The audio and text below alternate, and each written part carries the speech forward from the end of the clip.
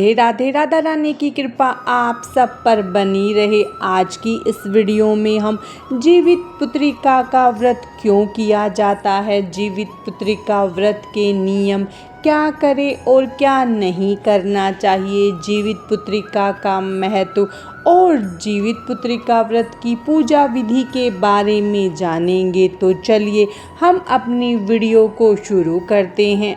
जितिया का व्रत निर्जला रखा जाता है। इस व्रत में आचमन करना भी वर्जित माना जाता है, इसीलिए कोशिश करें कि जितिया व्रत में जल की एक बूंद भी ग्रहण न करें। जितिया व्रत 3 दिन होता है, इसीलिए नहाए खाए से पहले पारण तक पूरे 3 दिनों के लिए नियम मानने चाहिए। पहले दिन नहाए खाए और दूसरे दिन निर्जला व्रत रखा जाता है, इसीलिए तीसरे दिन ब्रह्म मुहूर्त में उठकर स्नान आदि करें और पूजा पाठ करने के बाद व्रत का पारण करें।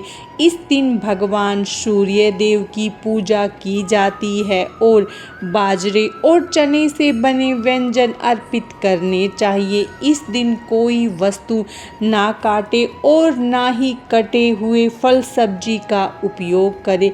किसी भी तरह की जीव हत्या करना पाप माना जाता है, इसीलिए सब्जी में कोई जीव आदि हो और काटते समय वह कट जाए, इसीलिए इस दिन चाकू का इस्तेमाल नहीं करना चाहिए।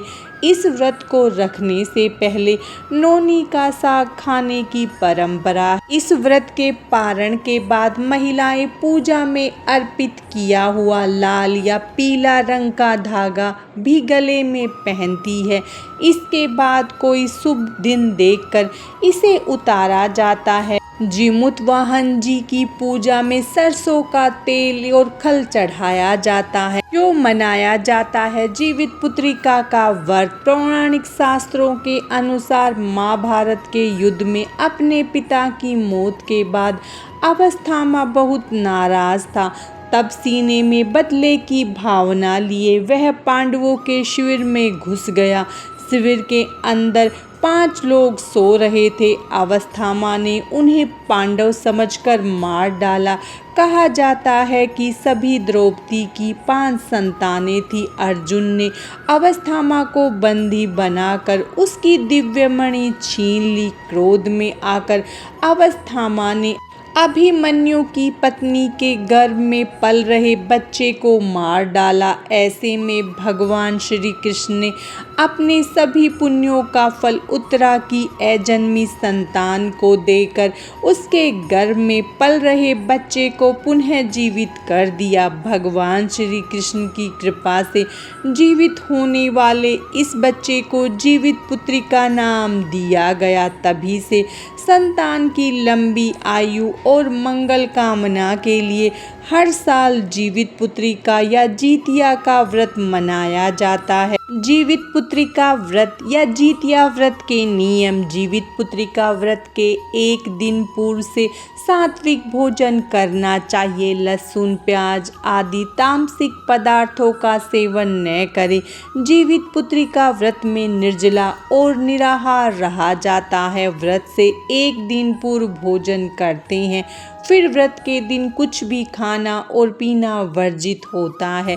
फिर अगले दिन सुबह पूजा करने के बाद ही पारण करते हैं। इस व्रत में माताओं को 24 घंटे से अधिक समय तक निर्जला रहना पड़ता है, इसीलिए यह सबसे कठिन व्रत माना जाता है। व्रत की पूजा के समय जीवित पुत्रिका व्रत कथा या जीमूत वाहन की कथा सुनते हैं। इस व्रत की भी 2 कथाएं हैं। इस व्रत की पूजा में गंधर्व कुमार जीमूत वाहन की कुश से निर्मित मूर्ति का उपयोग करते हैं। कई स्थानों पर पारण वाले दिन सुबह में जीवित पुत्रिका व्रत की पूजा की जाती है। आपके यहाँ जो विधान है उसी के तहत पूजन करें।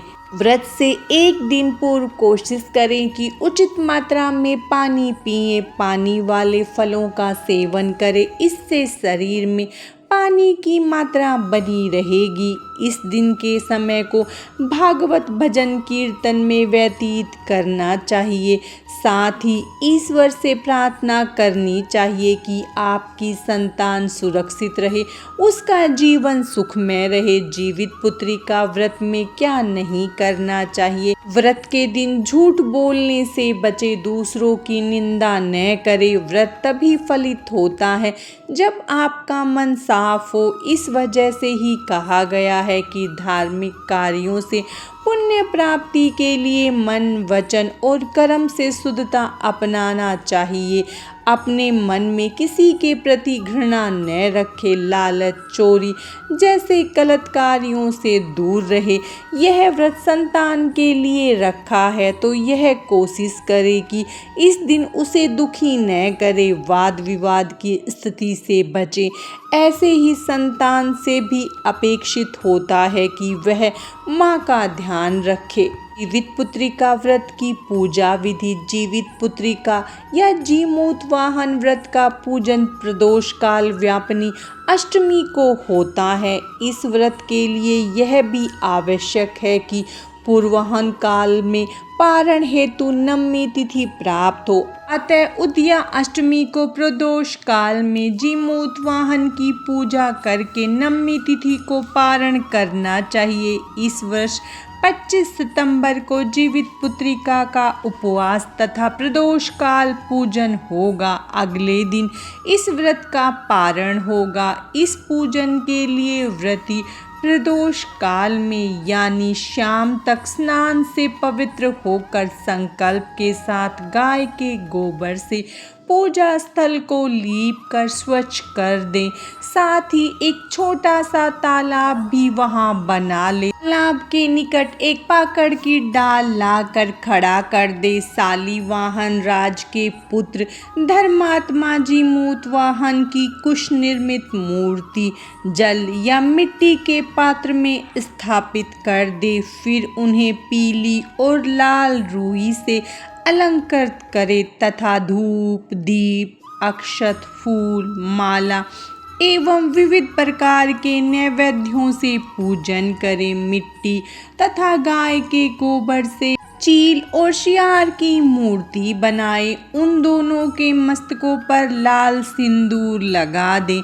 अपने वंश की वृद्धि और प्रगति के लिए उपवास कर बांस के पात्रों से पूजन करना चाहिए। इसके पश्चात जीवित पुत्रिका व्रत एवं महत्व की कथा का श्रवण करना चाहिए। इस दिन निर्जला व्रत रखे, जल, फल या अन्न आदि का ग्रहण नहीं करे और अगले दिन अपने व्रत का पारण करे। जीवित पुत्रिका व्रत के दिन इन 5 बातों का विशेष ध्यान रखें। इस व्रत को करने से एक दिन पहले से लहसुन, प्याज और मांसाहार नहीं लेना चाहिए।